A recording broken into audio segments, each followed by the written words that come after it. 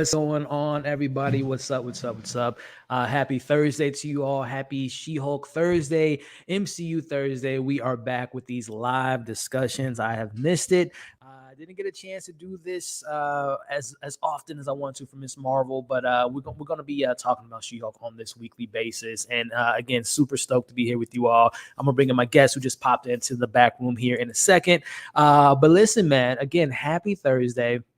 Been a while since we talked Marvel, and we're talking about a new character entering the MCU with Jennifer Walters, aka She-Hulk, and a very interesting episode to say the least. But hey, before we dive into this episode, again, we're going to be talking spoilers, get into the details, the Easter eggs, what worked, what didn't work, expectations for the rest of the series, and so on and so forth. I want to let you all know this will be a little bit different from previous streams. We're going to be, obviously, myself and my guests, who are, again, I'll be bringing in here in a second. You guys have seen them before. Excited to chat with them and catch up with them, but we're gonna kind of do something different. We're going to be talking about the show, myself and my guests, and obviously interacting with you all in the chat. But then probably around the 45-minute-hour mark, because my guest has to head out about an hour or so into this discussion, we're going to be doing live call-ins. That's right. I'm going to be allowing you all to come in. I've done it before in the past, had some fun with it, but I'm going to allow you all to come into the discussion. So I'm going to share the link to the stream a little bit later in the stream, and you all can share your thoughts, your pros, your cons, theories, all that fun stuff. So that's going to be a little bit of a twist to these live streams, and we're going to be testing it out today. But with all that being said, like, share, comment. Let's have a fun time. Let me bring in my homie. Haven't seen him in a bit. Haven't talked to him live in a minute. And I'm really excited to catch up with him. And one of our other guests wasn't able to make it, but she might be coming in later or potentially next week. We'll see where that goes. But I want to introduce for the millionth time, and happy to have him back on, Chris from Tait. What's going on, man? Gang. What up? In a minute, man. How you doing? We are back. We are doing well. I'm happy to be back. It's been like a long time, I guess. A minute, bro. It's been when was Miss Marvel? A couple months ago. It's been a long time since the episode 1 because we got on Marvel late. Yeah, man. I'm excited to have you on, Chris. To talk about and seeing how we like this show, man. But before we get into all that, Chris, again, guys, Tait, Chris from Tait, he's been on the channel before. He's covered a lot of the Marvel shows with me. We've talked other things before in the past, but just in case it's your first time seeing him, why don't you go ahead and Chris and let them know who you are and when they can find your content, man. I have to respond to the chat first. Let me show you how the dichotomy of the internet works. We got a little love and a little hate. See how people just treat you different? You come in trying to show love anyway. Yeah, what's up? I'm Chris from Tait, and I love doing live streams with Elliot and Amanda, so happy to be back doing that. If you guys don't know me, I run Tait's Take on YouTube. I do movie reviews, TV reviews, documentary reviews. I review a lot of reviews. If you're into that kind of thing, just check me out. If you guys are ready to follow and watch my stuff, like, shout out to y'all. I appreciate the support, but you're here to talk Marvel, so happy to be back. Let's get into it. This one is interesting.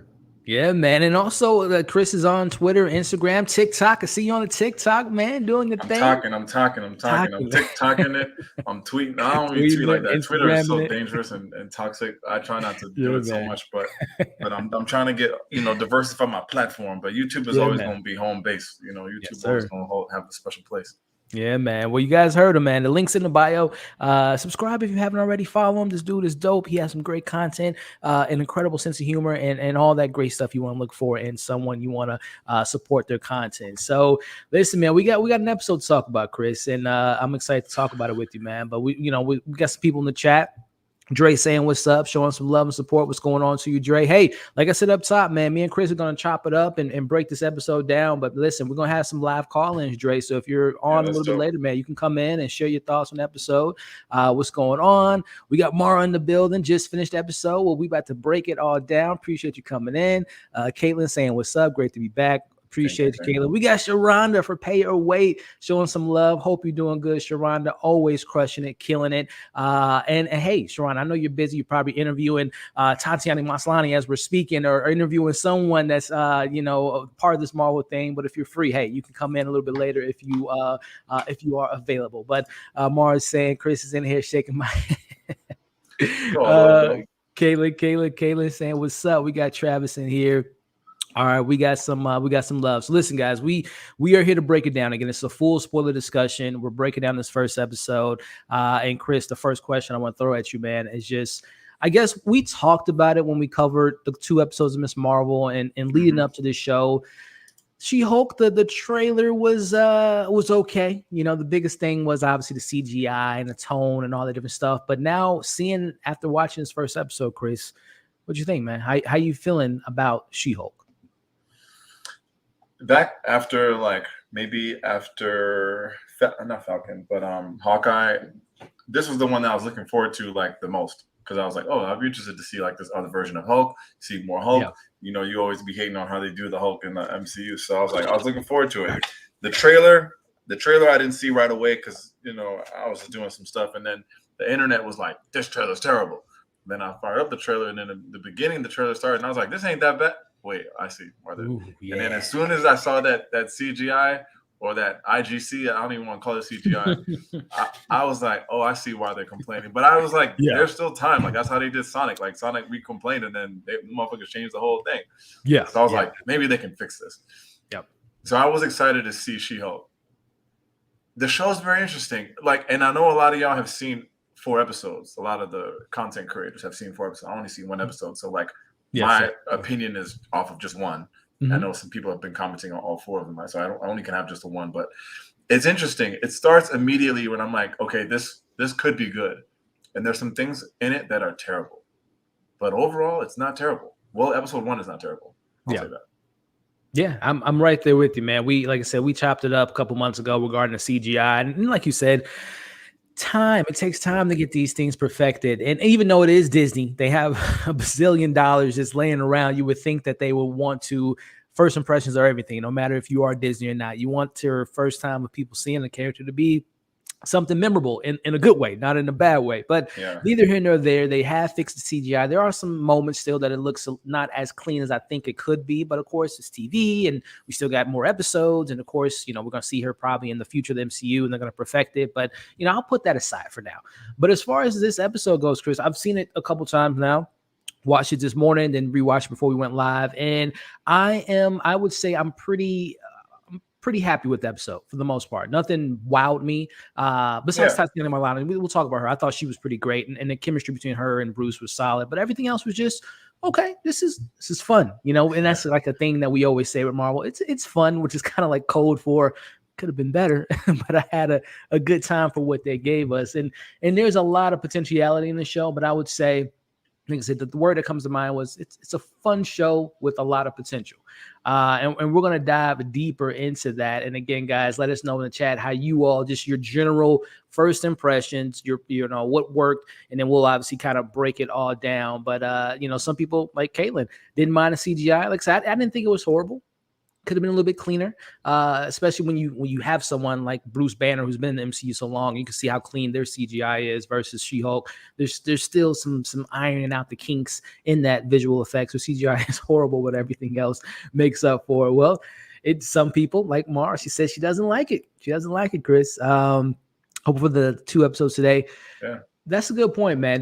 How did you feel about that? Runtime wise, we were looking at 37 minutes, and that was like 8 minutes of credits or whatnot. And we'll talk about that post credits. But what did you think about not giving us the 2 episode treatment with this particular, especially with it being kind of a shortened episode compared to some of the other shows? I mean, pretty surprising, but I guess they're just trying stuff. I guess today is this first time they're doing Thursdays, or I don't know if this first, but they usually do Wednesdays. Yeah, it is. Yeah. Maybe, I think they're just like, hey, if it's She-Hulk, it's like people are already hating on it. So all we could do is go up from here. So let's just try it. I think it's always weird how they, treat the content creators versus just the public. So it's like, why would you give 4 to the people who are reviewing it and then just release 1? I thought that was weird. It's good for my time management, because watching 2 before the stream, I was like, oh, I can get through 2 of these. Right. But I'm always a fan of the week by week thing. People like to. I'm not a binger. Of course, for viewing stuff, you have to binge some things. But right. I love when it's just HBO, a lot of them Apple TV stuff like that. I prefer that most of the time. So I'm always cool with I'm very patient. So I'm cool with just the 1 at a time. But that's so crazy, bro. I'm in the same boat as you. 2 years ago, before the pandemic, I was, especially consuming stuff. I want to binge. I want to see how it ends. But now I have kind of evolved back to the traditional TV standards of week to week discussions. So you can breathe.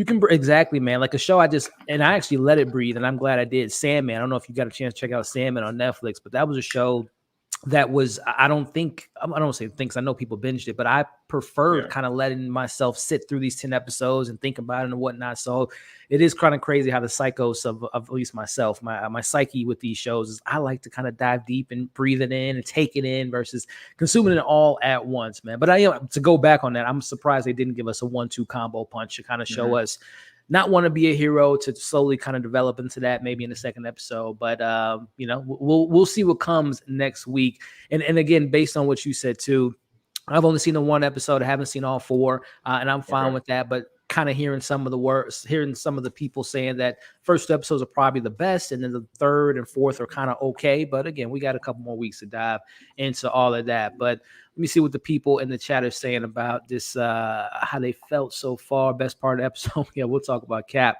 here when we get to that point. That's my boy. They need to try releasing at different. Yeah, that's another thing. Shout out to Coop joining us here. That 12 a.m. thing, Chris, is, I guess I don't really, because I'm not up. So it's just like, I'll just watch it when I'm watching. What's the alternative? Yeah, that is, I mean, because every other streaming services, they just drop it at 12 o'clock. And again, you could just watch it whenever you want to. But yeah, I guess, what would be the alternative? We'll just all be ready at 9 o'clock p.m. to show that episode. Unless he's saying Eastern time 12, then it's not the day for everyone in the country. That's true. Yeah. And like you said, too, Chris, they're still experimenting. Again, this new Thursday approach versus Wednesday, which I think is so smart because I think Miss Marvel kind of got the back end of that with the whole Obi-Wan Kenobi being, which was just so stupid. But anyway, I'm glad that they're now switching up a little bit. Wednesday, Star Wars, and Thursday now Marvel. And we'll see if they continue that method moving forward. I was also so confused. The Thursday thing, it just simply, from what I understand, it boiled down to they looked at the analytics, and having Marvel and Star Wars on the same day just didn't work. Obviously Miss Marvel was kind of overshadowed by Obi-Wan, which, if I'm being honest, Chris, I much more preferred Miss Marvel than Obi-Wan. I was not the biggest fan of that show, but they allowed the shows to kind of have their own days, to have their own kind of social media buzz around it. So I think it's a smart idea to now have them on Thursdays versus competing with itself, which Disney is doing now. His point here, so he says, why not 7 or 8 p.m. primetime? Then it's like, then when are we reviewing it, or when are we talking about it? Like we have to be watching it live, talking about it right after. Yeah. If a show comes out on a day, like, if it comes out on every Thursday, then I guess it's cool that anytime you wake up, let's say you work from home, let's say you work overnight or whatever, like you come home, you can watch it. I think it's cool that it's available all day, but I get the primetime element, but I guess not all shows are just primetime shows. Yeah, I mean that method is strictly kind of limited to cable television and premium shows or platforms like HBO. Like we know, House of Dragons, for example, will be on at 9. We can't compare She-Hulk to Game of Thrones. Like we just can't do that. But I mean, it'll be interesting one day if Marvel ever, or Disney in general, if the app just does a certain time that it's going to drop for everyone can kind of come up. But another thing too, crashing, the system crashing, the app's not working. So maybe that plays into it too, as far as just spreading it out for all different people across the world. Yeah, so I think it would be cool for a certain event. Like, okay, there's a special Marvel thing that's coming out. It's not a show, it's not a series, but it comes out at this time. I think that'll be interesting. That's a good point. Yeah, we'll see, man. Again, they're only in their infant stages. This is only year 2 for Disney Plus, and there's still a lot of kinks to work out. But they're kind of, and that's another thing, kind of wrapping this whole time zone. This felt like a show to me, Chris. This felt much more like a show type of vibe, at least from this first episode. The kind of, we're building on this character, and again, knowing that we're going to have 9 episodes with She-Hulk makes me happy as a fan of Marvel content, that we can allow this character. Unfortunately, I thought Kamala Khan's show was kind of hindered by only having 6 episodes. Things felt very rushed. So I am glad that they're, again, going back to experimental things, allowing us to have 9 episodes, 30 minutes to 40 minutes possibly, to really learn this character. But also, apparently, there's going to be a ton of cameos in this show. We already got Bruce Banner that we'll talk about. This isn't a spoiler. And speaking of you just said it. You just said the word. The time. I feel like I thought that the other shows that had 9 episodes, were they a little shorter? I thought they were like around the 30 or Yeah. It this. was WandaVision and What If. They were 9 episodes and they were all varied, and there was no more than like 45 minutes, I think, for So WandaVision. this is in line. I was thinking that this is a little longer, but I guess it's the same. Yeah, we still haven't gotten 9, 10 which fingers crossed. I know you say you started Daredevil. I don't know where you're at with that, but obviously they announced Daredevil is having an 18 episode show in 2024, I believe. And I would hope that is like 45 minutes plus when that comes to the platform. So, or at least an hour, like it was on Netflix. But let's break it down, Chris. Let's get into it, man. We open the episode with her, saying her speech, her practicing her closing statements, and we get to see the fourth wall breaking, bro, which is something that and I'll let you all know. I haven't read any of the She-Hulk comics. I know very little about the character, and one of the things I do know about her is she is a wall breaker. She was the first before even Deadpool was. So what did you think, Chris, of this opening sequence of her breaking that fourth wall and saying, hey, before we get into the fun stuff, which is the attorney stuff, which the Ally McBeal angle of the show, let me explain to you all how I became a She-Hulk. How'd you think about that kind of breaking that fourth wall and how it's working for you so far? One, I did not know that she was known for that until after I watched. So I was number two. I like most shows when they do this. I think a lot of people hate it, but I always appreciate it. I'm trying to think. There was a show that recently that they were doing that, and then people were all hating on it, and I was like, oh well, not a show. It was Persuasion. It was a movie on Netflix, like a mid-century. Gotcha. The movie with I think Dakota. And I like most shows and movies when they do that. So I don't know if I'm just weird, but like I was like, oh wow, it's one of those. And of course, like she did it great in She-Hulk. I was like, none of it is corny, like and it makes sense because I really was like, yo, wait, what? What is she talking about hulking out? And then as soon as I had that thought, they were like, all right, let me tell you, sit down, relax. I was like, okay, nice. So it makes you like you said, it works for me in some cases. Not all movies and shows I think need to have characters to break the fourth wall because you got to have the personality to do so. You got to have the right characteristics. Malcolm in the Middle level or higher. Yeah, exactly. Deadpool fits in that realm, and even there's some coming of age rom-coms that do it too, and all this depends on the character. And so far, Tatiana as Jennifer Walters seems like a character that I would like to kind of get her thoughts on certain characters that she's going to be interacting with, and obviously conversations she'll be having. So I think so far it and they only used it twice, which is another thing. They're not overusing breaking of the fourth wall and making it a spiel and a stick and just getting tired of it. I think it was, correct me if I'm wrong in the chat, guys, and Chris, it was only 2 times. It was the time in the office and then later in the episode when she talks about Hulk was about the bar breaking and all that different stuff. So I think it was only 2 times they used in an episode. I guess when he looked at her and she looked at us. I think I have a photo of it, and when they had their fight, which we'll get to that. But I think it was this moment here. Yes. Looked at the camera and broke that fourth wall. So. And again, I like they only use it a minimal amount of times and not just rely on that because it would have got tired very quick. They kept doing that. But again, going back into it, she's letting us know it's been some few months that this has happened. And we've been talking about it when we went back to, we talk about Endgame a bunch on some of the previous streams. So we talked about the Hulk damaging his arm. Next time we saw the Hulk was in Shang-Chi, and we saw him in human form with the cast on. Then we saw the trailer for this, and we were like, wait, he's back to the Hulk. We were all kind of like, is Marvel kind of losing it? Continuity is not a thing anymore.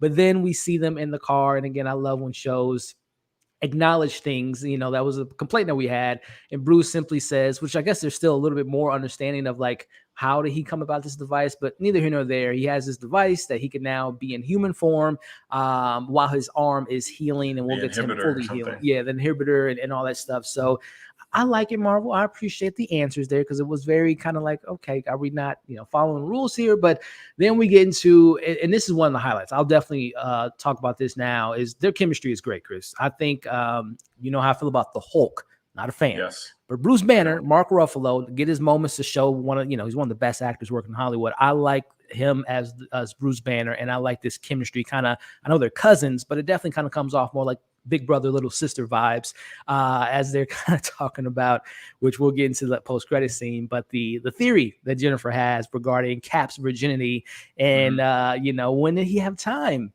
to get it on with someone if he was, under ice and had to fight Nazis and all the different stuff. And we'll get to that payoff at the end. But we get our big kind of MCU Easter egg, Chris. And this is the moment here where we get this mysterious ship that they released this clip a week ago. And obviously a lot of people were speculating Sakaar, the Hulk's son's going to be coming in. It's the Grand Master.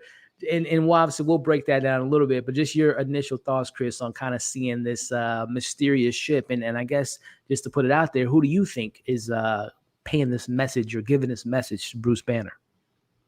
Yeah, I did not see the clip before the episode, so I didn't have time to think about it. I didn't in the show. I was like, every time I see something like this, I'm like, oh, scrolls. Yeah, but I have no idea. But it would be cool if it was attached to Sakaar. He talks about that a lot in the episode. So yeah. I mean, it's like he's like trying to it's like they're trying to remind us about Ragnarok. So we shall see. Yeah, which is, and he mentions it in his episode. That was that 2-year gap when he was the Hulk for 2 years. So yeah, we'll dive into that a little bit later because there are some things that I think we can look forward to with this spaceship, which I think Coop says was one of the worst CGI moments in the episode. What do you say here? That shit was probably the worst CGI of the episode. At least it was quick. That's what I was gonna say. Right. I guess I didn't really look at it or judge it too much because it happened so quickly. Probably paused it. Yeah, it looks fine, Coop. It looks all right. It ain't perfect, but it looks good. But we see that this is from the comics. I know, again, not an expert on Jennifer Walters, but I know that there was an accident she had, and in the comics, Bruce Banner gives her blood for gives him her blood to kind of stay alive and all that, and that's how she becomes the Hulk. But obviously, they're kind of modifying that for the show. They get into a car accident, and his blood gets into her system, and now she is a Hulk. And now we're gonna see her, hulking out in a couple scenes from here, man. And I already know, Chris, from the culture we live in, and you mentioned toxicity a little bit earlier, but I can hear people in the chat now when she's getting harassed by the guys and they're, trying to get her attention, and she's, she hulks out. And how did you think about, number one, the car accident and the blood getting into her system and leading to her having her Hulk out moment with those guys kind of, messing with her? Well, I'll start backwards, I guess. I thought that was so annoying. I hated the first guy. I know guys do that, but I'm like, come on, like we've seen this a million times. Like, yeah. It could have been like literally anything else. Like they could have given us anything else. But back to the blood thing, I was like, all right, well, like they didn't waste our time. Like they got it. They did this really quickly. I remember the first Hulk movie, not the Incredible Hulk, but just Hulk. Like I remember people complaining, like it took so long for the Hulk to even show up. It took him so long to even become the Hulk, so everyone was complaining. So I was like, all right, look, we got into this show. Like this is how they want to explain it. Cool. The graphics were kind of not that good at that scene, but overall, I could think the rest of it was all right. Yeah, and this even one of the things that a lot of people like myself have been complaining about for that Edward Norton Hulk is they established that when his blood gets into someone's system, it can kill them, which we saw when they were in Mexico and his blood went into the drink and someone drunk and whatnot.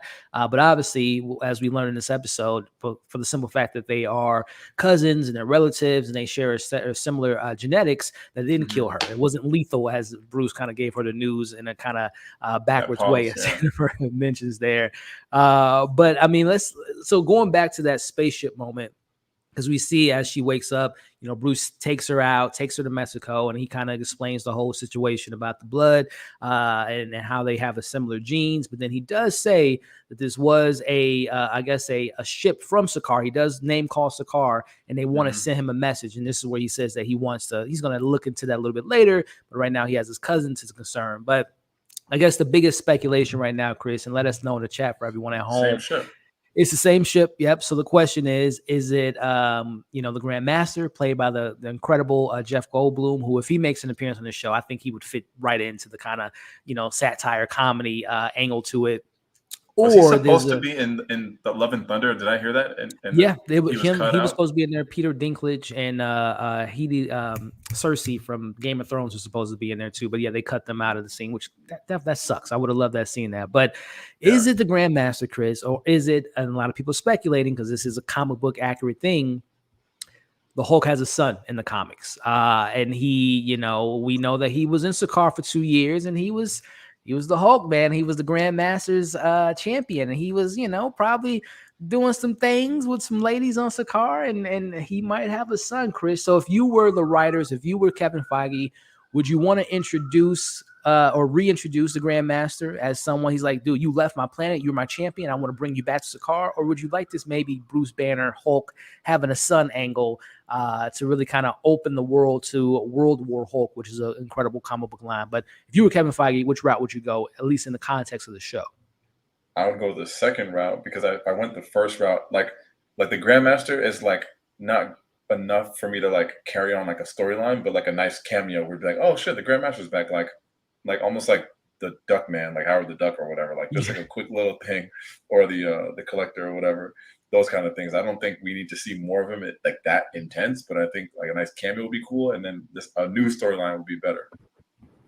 The Hulk as a dad, that would be pretty crazy. Now again, it'll be interesting to see the evolution of the Hulk again. You know how I feel, Chris. Bring back Savage Hulk, the smart Hulk, funny Hulk, dabbing Hulk, bruh Hulk.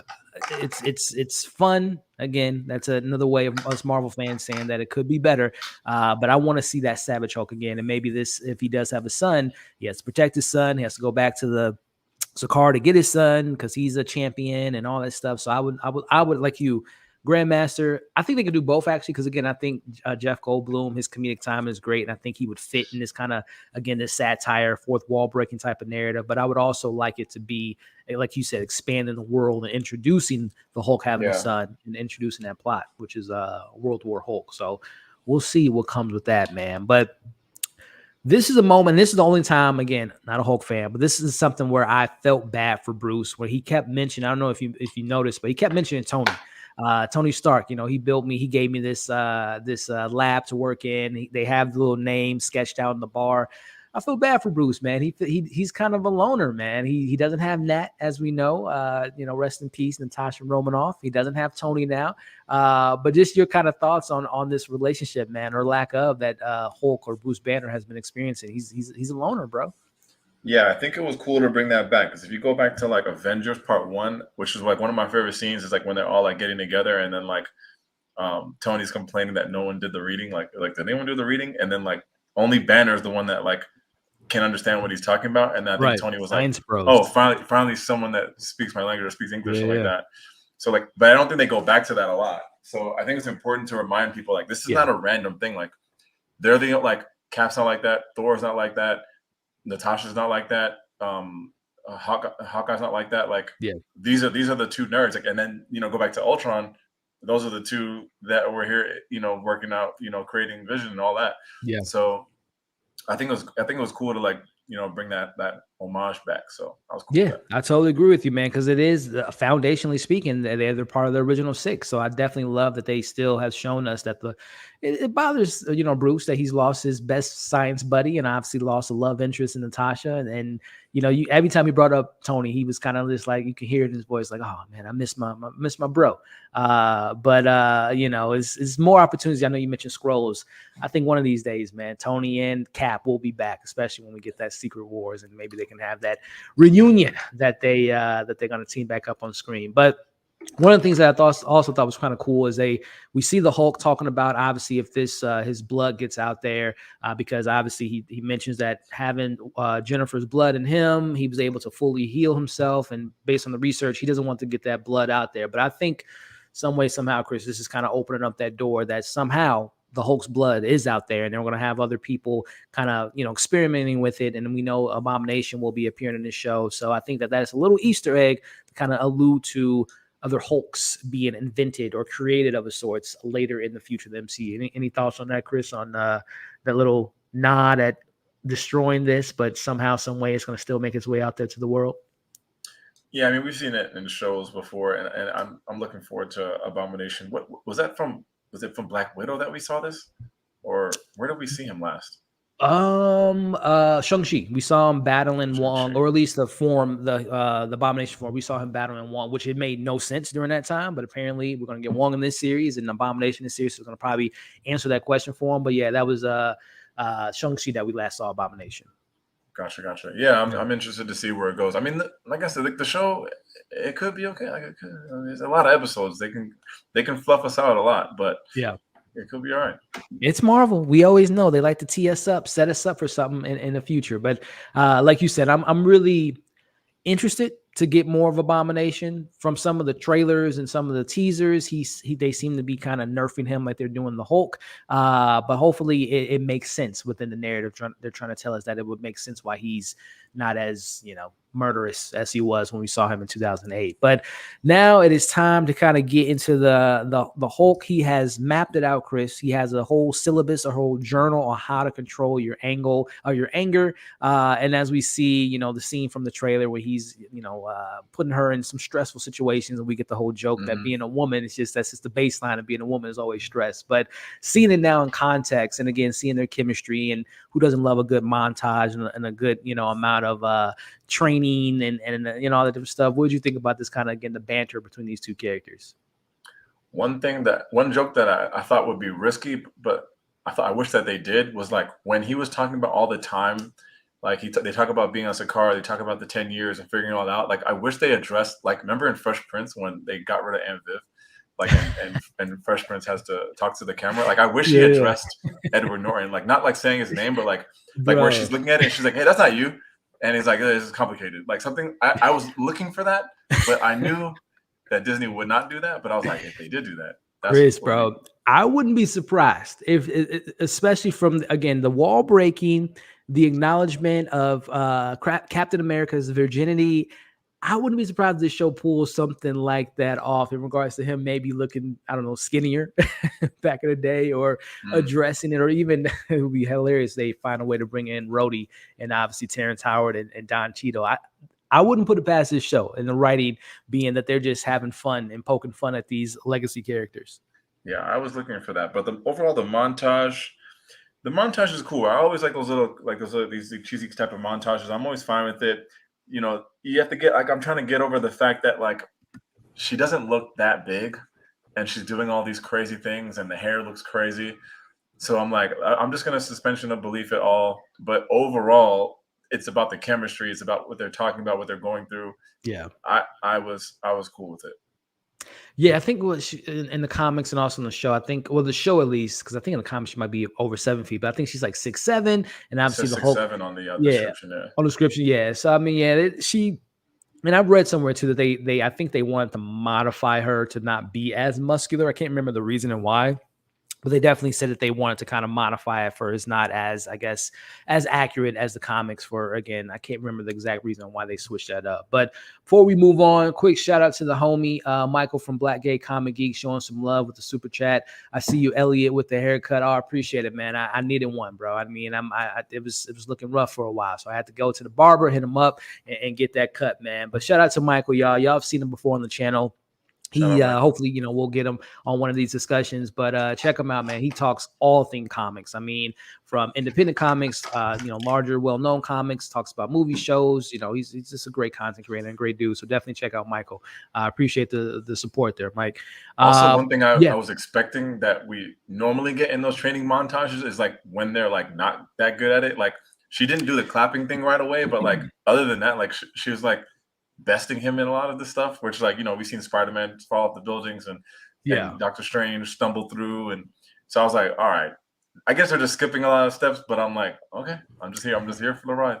That is on my notepad, man. That was something that I wouldn't say it's a criticism, it's a critique. It's something that it did seem to come a lot easier. It's very Kate Bishop, in my opinion, in regards to how she was able to pick up. But even her, she was even had some kind of bumps in the road. But Jennifer picked it up pretty easily, bro. She was out hulking the Hulk, which, again, I don't like the Hulk, so it makes sense. Like, you can outdo him because he's trash in my eyes. But yeah, it came a bit easy for a lot of the stuff there. And you would think, as a show goes, the first episode would show she's not able to throw the bolter far, or, put a hole in the ground, that it would have progressively gotten to that. But she's already, like, I don't know where the development is. It's going to be weird to see her next week maybe getting outbested by someone. It's like, y'all should have did that episode 1 versus later on. But I would assume there's going to be bumps in the road of her becoming a hero. But she did pick up on things quite easy, to say the least. And again, not being a comic book expert, but I think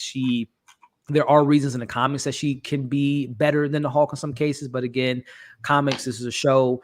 You can definitely switch up the narrative a bit. I totally agree with you, Chris. It was a little bit too easy for me for some of the stuff that she was able to do within this first episode. But that's Marvel for you again. Very Kate Bishop-y, if you ask me. But again, getting back to their conversations and them teaching her everything. Best friend's going to be spandex and waking her up with the alarm, and obviously him learning how to control the anger with yoga. And he's telling her all this stuff, that this is stuff that you need to do to control yourself. But there are some fun things, Chris, which is they can drink as much as they want and have a bit of a buzz and not actually get drunk, which I thought that was kind of a funny little moment between those two. And it just still is, it's so a downgrade, man, to see this Hulk and this wife beater sitting in a chair drinking Mai Tais. It's just blowing me off, Chris. It's just something I can't get used to, man. But as we move forward, really good moment here as far as a character moment. And again, I know there's people that probably think it's on the nose, but I actually like Tatiana Maslany kind of bringing out and again, I'm a male, I can't speak to the female experience, but when she's telling Bruce, he's kind of telling her, you need to do it this way to keep your anger at bay. And she kind of lets him know, I'm a woman that deals with being threatened, being catcalled, being this, that, and the other. Yeah. And if I speak up, I'm considered to be, this, that, and the other. What do you think about that kind of moment of her just saying, listen, Bruce, I'm a woman. I deal with keeping my anger at bay all the time. I mean, it was just like another example of, I guess, like the MCU is no, you're not free from mansplaining, I guess I would say. Yeah. So I was like, okay, I see what they're doing here. Maybe that's what Michael was talking about when he was like, the show's too woke. I get if they're complaining about like women's rights and like women empowerment. I don't know if that's what the internet trolls are complaining to Michael about, but that's the only thing I could think of, I guess. But it makes sense. Like Bruce is gonna try to tell her how to, like, I saw this video on TikTok yesterday or something, and this girl is like a weightlifter, and she's like benching like 2 plates, 225, like repping it. But she's like, sometimes you bench like your back super arched, and then in the comments they're like, that's pretty cool, but check out your form. And like she's like, have you ever seen a girl bench pressing 225 repping over and over? Like, I don't need your help. So it's like, no matter what they do, men usually want to like say something or correct it. And we don't know sometimes what we're talking about. So I think that was kind of like what they were going with. Well said, man. And again, we got females in the chat now that said that they love that moment. And and again, as a male perspective, that was something that obviously, I have a mom, I have a grandma, I have other women in my life. And I think that was a moment for them just to be like, yeah, man, we know how to control our anger because we got to deal with it on a day-to-day basis. So I thought it was, again, just a nice little quieter character moment. And again, shows Tatiana Maslany to me, who is just, I've only seen her in a handful of projects. She was on a show called Perry Mason. She was great in that. I know a lot of people know her from Black Orphan. I've seen clips of that show, but I haven't actually sat down and watch it in its entirety. She was in what was the name of that movie? It was with Jake Gyllenhaal. When they had the Boston bombings. Stronger? I think it was called Stronger. I think the one you're talking about was Mark Wahlberg. Yeah, but Jake Gyllenhaal had a movie, and she was a girlfriend. And all I'm saying is she's a great actress, and I love that she gets these moments to actually have her moments to shine and show her acting chops. And I thought that was one of those moments there. But as we see, and this is I'll be honest with you, Chris. This moment to me was a little bit. There's 2 fighting sequences in an episode, and I thought they were both kind of bad. If I'm being honest with you, that courtroom. We're gonna get to that courtroom. Which I don't know if it was purposeful to be that bad. I hope that was the case. But first round 1, we get Jennifer's trying to leave. She's like, listen, Bruce, I don't want to be an Avenger. I don't want to be a hero. I just want to live my life. I want to be a lawyer. This is what I want to be. He's obviously, which is also crazy. Like, come on. Yeah, I mean, who wouldn't want to be a It's like when you win the lottery and it's like, no, I'm still going to go to work. What are you talking about? No, just relax. To each their own. She has her passions in life, and her passions. I ain't gonna mansplain her. Right. She's living her life.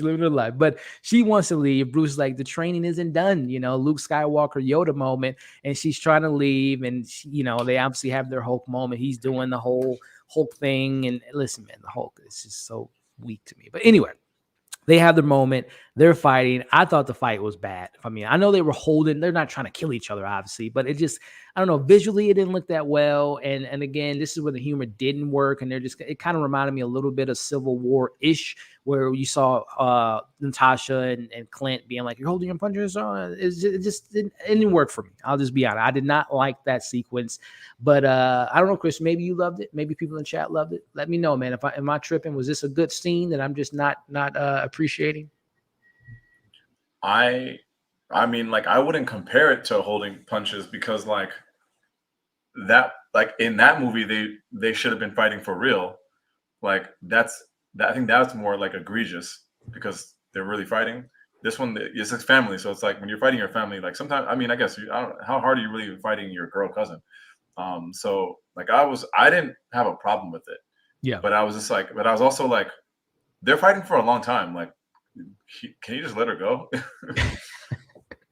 Which he inevitably does because he Yeah. realizes that he can't control her life, and she has to make her. I mean, the Hulk had, unfortunately, people probably died, and there was obviously a lot of destruction of him learning how to control himself. But she obviously has shown that she is way more advanced than him, so she doesn't need these kind of hold my hand, leave the training wheels on type of situation. That she has to, for better or for worse, kind of learn how to be her own Hulk, which hopefully, like I said, there's no people's deaths being the result of that. But again, wasn't a fan of the fight, but I understand where the frustration comes from. I just thought the execution could have been handled a little bit better, and I wouldn't even call it a fight. I think it was more of a scuffle than an actual fight.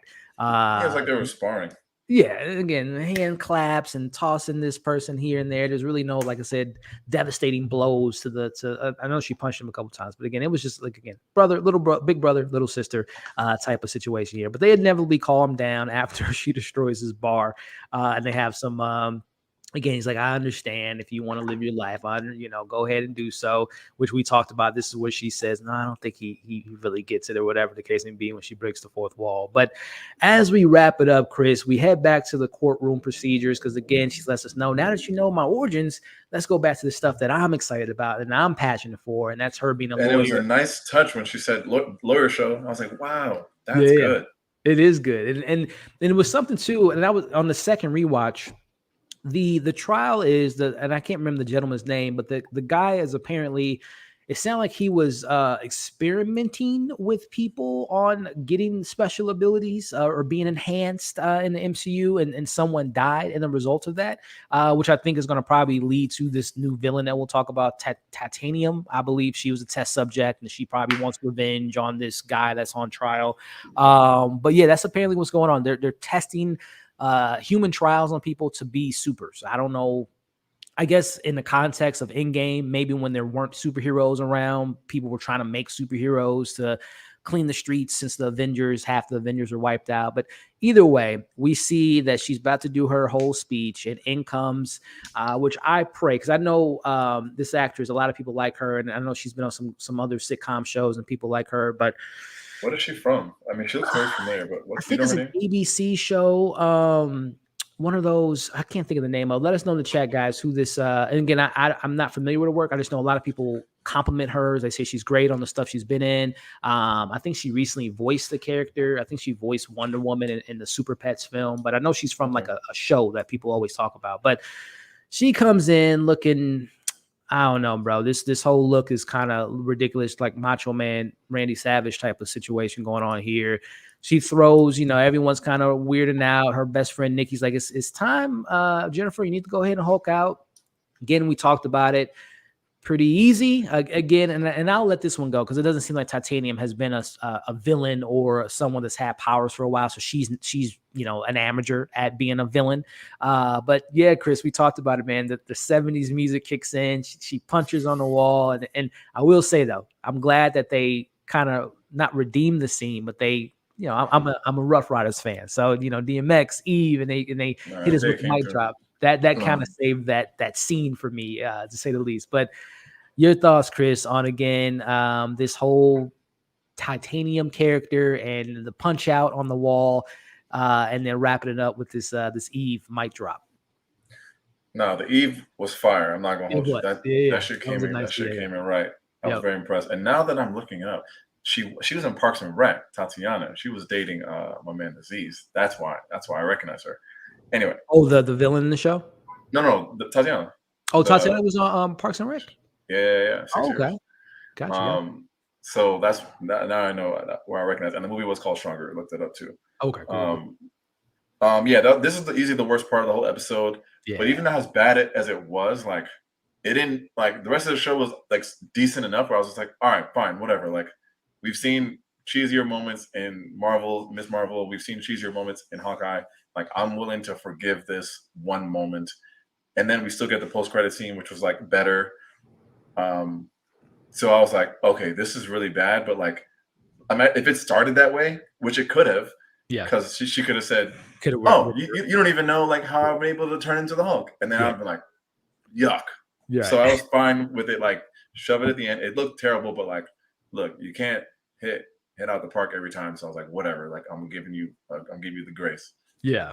I'm hoping, because I know too, again, I know that this is probably torn right out of the comics. This is probably one of her first encounters with a villain, but I don't know. It just it looked cheesy. It looked like she was on I wish I had the picture of that goofy ass karate kick.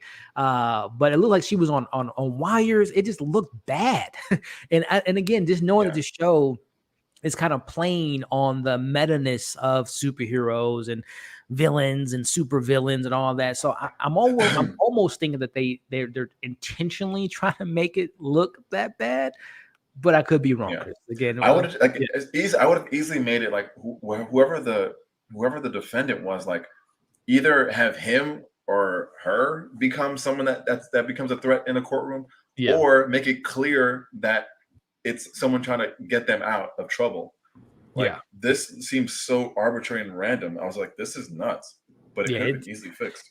It was bad, but like you said, Chris, I'm a Rough Riders fan. So and that was a good mic drop, because I didn't know Marvel had that in them, in their bag, to kind of go to a Rough Riders track on a Disney show. So I'm like, okay, that kind of redeemed it of a sense. And again, I don't know anything about Titanium, but I'm just basing it off of the defendant, him testing on human trials. I would imagine, I could be 100% wrong, I haven't seen any of the episodes, but I would imagine she was a test subject and she wants to kill him for making her this new, these new abilities that she probably doesn't want.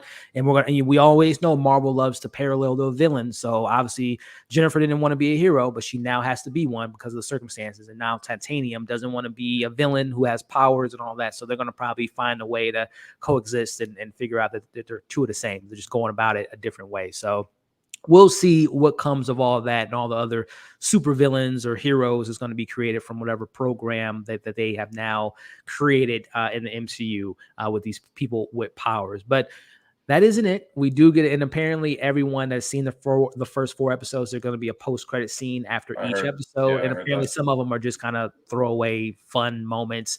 This one isn't necessarily. I would say, this one ties back into a conversation that was had earlier, which is Captain America, Steve Rogers, a virgin. We end the episode with them going back to the bar. She's pretending to be drunk. And, after Bruce is like, I'm not going to just let you slander Steve's name. He did sleep with someone back in 1948. She's like, I knew it. And listen, bro. This is when I'm like, okay, this show has some punch to it. This show has a little bit of flavor to it that I'm excited to see where they go. She ends the episode on saying, Captain America, obviously it's Disney. They're not going to allow them going out. But I thought this was funny. I saw it on Twitter that this is a common theme in the MCU with obviously swear words not being presented to the family audience. We got it in Spider-Man Homecoming with Aunt May finding out who Peter was, and obviously who we know, Sam Jackson. That's his, I think he was born saying that word out of birth. And then, of course, Peter Parker in Far From Home. And now we have another one here. Captain America gets down and dirty, ladies and gentlemen, which again, it is not earth-shattering moment, but shout out to Chris Evans, who on Twitter actually acknowledged that it was a pretty funny moment. Nice. That Cap does. Great. That's really get down, ladies and gentlemen. He gets down. It's not just Peggy. He's had his fair share of maybe 1, maybe 2. But listen, Cap is an inversion, guys. So, Chris, your thoughts, man, on Cap's virginity being revealed in the MCU? These are the moments that when you get into the YouTube game, you never knew you'd be talking about Captain America smashing. This is where we are. This is where we are today in 2022. I never considered him to be a virgin. And I also think if this was real life, he would have been smashing Natasha consistently. Which they were, people thought that they were, man. They was on the road for 2 years. I mean, it gets lonely. Exactly. Chris, so and Natasha, if of course she wants Banner, but if Banner's not gonna be with you, you're obviously gonna lash out. And Captain America is hot, and this is how people do. That's America's smash each other. Yeah, man. That's what exactly. I hope he did. I don't know. I can't prove it or anything. Yeah, we have no evidence, folks. We don't know. But that look when Bruce came back in Infinity War, like, hey Nat, and Cap was there. It's like, and I think even the new Cap was like, oh, this is awkward. So hey, we need that Ant-Man, because apparently in Ant-Man and the Wasp or Quantumanium, Ant-Man's going to have his own. Well, we know from Miss Marvel, he has his own podcast. He was the one that led everyone from the world when we watched WandaVision. Like, how did they know that Captain Marvel fought Thanos? Well, apparently Scott Lang is telling everyone secrets. So maybe we'll get a podcast by Scott saying that, you know, Captain Natasha, they were a thing for a little bit when they was on the run from the government. So that would be very funny. But wrapping it up, man, because Chris, I know you got a movie to go to here in a bit, man, which is Beast. You seen Beast tonight?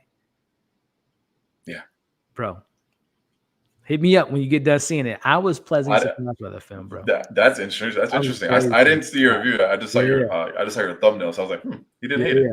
Yeah, man. We'll talk about that offline. But just overall, Chris, as far as first episodes go, and not necessarily comparing it, but just, you know, thinking back on the first premiere of WandaVision, Falcon, Loki.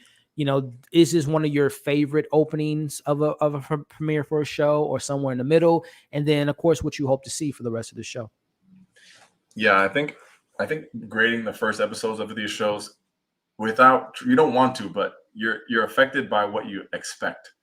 So like when Loki comes out, you expect episode 1 to be fire because you expect the show to be fire. So then when it's fire, you're like, this is a good episode. Like Miss Marvel, I expected. Most people expect it to be kind of cheesy, kind of childish, kind of whack, but then it's pretty good. So you're like, damn, this shit's fucking epic. So She-Hulk, I was like, man, people have been bashing the trailers. I didn't watch a lot of the online reactions. So I was like, I had no expectations. So then when it wasn't whack, and there was only a small amount of whack parts, I was like, oh, this is very good. It's just how human nature is. But in the end, I think I can fairly say this episode was strong, a strong entry. And she came through like very like as if she was been here before, like been here like for the ride. It didn't come across as new. Even Moon Knight was like, this is a new thing. But I guess Bruce Banner helps. I was gonna say, they kind of helped that legacy character. Yeah, she felt like, what's good? I'm here. What are we doing? So I was like, not bad. I agree, man. Well said, man. I totally agree with you. Tatiana is a world-class actress, and I could have said it better myself. She fits right in. And it seems like, and this is something we've always known with Marvel, there's been one or two casting that hasn't entirely worked, at least for me. But most of them have been fantastic. I think, as you mentioned, Miss Marvel, Iman Alani, that's one of my favorite characters of Phase 4. Florence is Elena, Florence and Elena. Even though I have as you know, Hawkeye is my least favorite show, I still enjoy Kate Bishop, and I'm really excited to get more of her and throw Walters, Jennifer, in that conversation. I think that Tatiana is another slam dunk of a casting. Very excited to learn more about her and her family. Obviously, her becoming a She-Hulk, and if she's going to embrace becoming inevitably an Avenger, because that roster is kind of lacking right now. There's really not too many people on the starting lineup or on the bench, so it's going to be exciting to see her progression. And I want to not think about the Hulk because I'm not a fan, but I am curious on what this show does with not Bruce, but the Hulk. And will we ever get Savage Hulk again? And of course, tying that back to what's this whole Sakaar thing. Does he have a son? Does the Grandmaster wanted him back as Sakaar to, be his champion? So that angle of the Hulk makes me excited. And hopefully Savage Hulk comes back into it. But hey, man, we got Wong. He apparently is in the show, and that isn't a spoiler. That's in the trailers. We know Daredevil will be making an appearance in this show, which I'm very excited for.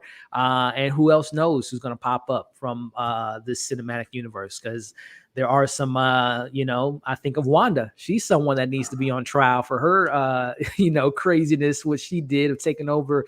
Right now, we think she's dead, but I think Wanda should be someone that should be on trial. So, and Clint too, Ronan. I mean, he just killed people for 5 years, and people are okay with that. Those were lawless times. Yeah, for sure, man. But hey, I'm excited for the cameos, but I'm more importantly, I'm more excited to learn more about Tatiana's Jennifer Walters, and I thought for our first episode goes, it was a solid premiere episode. Some good moments. Nothing really great except for that mic drop of Eve. That was a really great moment, and that post credit scene was pretty great. But everything else was pretty fine for me as far as episodes 1 go. So yeah, like I've complained a lot more for other opening episodes or like just episodes along the way. But it's 8 more episodes, so like I know like Miss Marvel started out stronger than the next couple. So like fire. Yeah. I think the first 2 were like really good. Then it stumbled off. So like you gotta keep this up for 8 more. So like I want to, and we'll see. To your point, Chris, when Miss Marvel kind of, and it was never like terrible, but when it was kind never of whack. lost, when it lost me was when they tried to force in the MCU isms, when they tried to force in the hero and the red daggers. It's like what? And then the villains, bro. Like the Marvel. I'll say this about their shows: their villains have a terrible. I don't think I would say. Oh man, I can't even really think of who's been the best villain on the TV show. I guess Jonathan Majors, He Who Remains, who was just in one episode. Yeah, but he wasn't even a bad guy. Yeah. Yet. Who was the best? Let us know in the chat, guys. I'm trying to just. It was white. Well, Captain America for a little bit. He was pretty good until he became cool, kind of cool. Who? Which character? Captain America. What's the guy's name? The white one, the football guy. Oh, John Walker. Yeah, John Walker. He was solid. Yep, he was solid. Man, I'm really trying. Low key, Hawkeye was bad to me. Kingpin was completely disrespected, and Echo was just kind of a empty character to me. We got Agatha. I guess Arthur was okay. I guess we could have gotten more from him. He wanted his genocide. So yeah, guys, I think we can all agree that Marvel's villains on TV has been not the greatest. So hopefully this Titanium character is someone that can hopefully make us excited for some villains moving forward. But listen, bro. Oh, yes, Justin. Shout out to Agatha. Yes, Agatha was I'll give good call there. Agatha is probably my favorite for sure. She has the best soundtrack too of Phase 4, if you ask me. Hayward. No. Okay. If you like Hayward, shout out to you. I did not like Hayward. Okay, okay. I hope so because I did not like that character at all, especially the way that they ended him. But either way, Chris, man, I appreciate you, bro. Hopefully next week we can do this again. Maybe we'll do it live, pre-recorded, and hopefully we can have our other co-host Amanda join us. I know she's busy, couldn't make it today. But either way, man, I appreciate you, Chris. Excited to talk more about the show with you moving forward, man. But you got a movie to check out tonight, man. Beast. Yeah. Idris Elba, another MCU star. You'll be hearing from me. Hit me up, bro. I need to know what you think about Beast because I like I said, I had fun with it. But either way, man, why don't you let the people know? And by the way, guys, we're not going to end the stream. Chris is just going to head out a little bit early. This is where we're going to actually bring in the call-ins here in a bit. But Chris, man, outroing out, bro. Again, I appreciate you. If you want to let the people know where they can find you, what's the next show, the next doc, the next movie that you're going to be covering on your platforms, man. Yeah, for sure. I'm out here on Tait's Take. All my information is in the description here. But I just recently reviewed Indian Matchmaking on Netflix's reality dating show.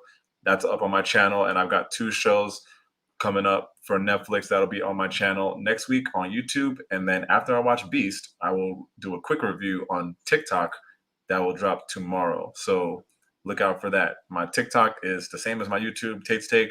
I got a couple reviews up there now. Super quick, get in and get out. If you guys are into that, if you guys have TikTok and stuff like that. But yeah, that's what's up. Sir, yes, sir. Check him out on TikTok, Twitter, Instagram, and of course on his YouTube channel where he's always dropping incredible and very insightful, very funny reviews. So, Chris, man, I appreciate you, bro. Again, hit me up tonight after you get done seeing I got you. Elba versus Scar from Lion King. Oh, God. All right. Peace, y'all. Thanks for the chat, y'all. Peace. Catch you later, man. All right, guys. So this is the, as I mentioned up top, this is our live call-in portion. You know, I couldn't get to every single comment, unfortunately, which I apologize for. I tried to bring up as many as I can or could, but this is where you all can share your input on this episode 1, how you feel about it, what you like, what you didn't like, what you hope to see, your thoughts and your theories. Let me get the link here. Again, just a couple ground rules. So I did this live call-in on what did I do? I did it for Severance, which was very fun. Had a great conversation with some people, and we talked about that show. So I'm going to do the same thing here, where I'm going to allow you to come into the stream and share your thoughts on it. Again, just ground rule wise, don't be weird, don't be crazy, don't be, just a person that ruins it for everyone. Just have a good time. You don't have to be on camera if you don't want to. You can have your little icon or avatar on the screen. As I said, let me put the stream link in here. So the link is now in the stream, so you guys can join in. But again, you don't have to be on camera if you don't want to. You can have your little avatar on the screen, and just let me know and let us know how you felt about the episode. And again, what worked, what didn't work, how would you rank this premiere episode, and of course what you all hope to see moving forward. So as we get that, again, you don't have to be on camera if you don't want to, but if you are on camera, just make sure you have a nice little light to lighten up the area where you're at. And if you do, have a microphone so we can hear you loud and clear. So again, any takers out there, this is your time to shine and drop your knowledge on us on this discussion here. But in the meantime, let me try to catch up with some of these chats that I missed a little bit earlier. Wanda was a great villain. Yes, she was. She definitely was. Coop said, Elliot, please, you know damn well this She-Hulk villain. We'll see, Coop. We'll see, man. They might do a 180 on us. Hate it. Okay, that was a joke. Okay, good. Looking forward to these weekly. Yes. I am so excited to be back. And again, let me make sure that the link work. I might join next week. I'm a bit sick. Oh, no worries. And let me just, we got our first one here. So again, guys, this is where you all can join into the conversation and let's have a good time. So I think the first person here, this person here has always been a big supporter of the channel and always love reading their comments. And I know they're a big MCU fan like I am. So introducing to the channel for the first time, we got my man, Justin. What's going on, man? Hey, Elliot. How we doing, man? Hey, how you doing, man? Oh, hey, I didn't think I was gonna get on that fast. No worries, man. No worries. I'm doing good. How are you doing today, Justin? You're talking about She-Hulk? Yeah, I really like. Me and my son watched it today, the She-Hulk movie. Yeah. What's going on, The man? She-Hulk How you show doing? for episode 1. I enjoyed it. Yeah. The graphics weren't my best, but honestly, I really do like the different personality Jen had.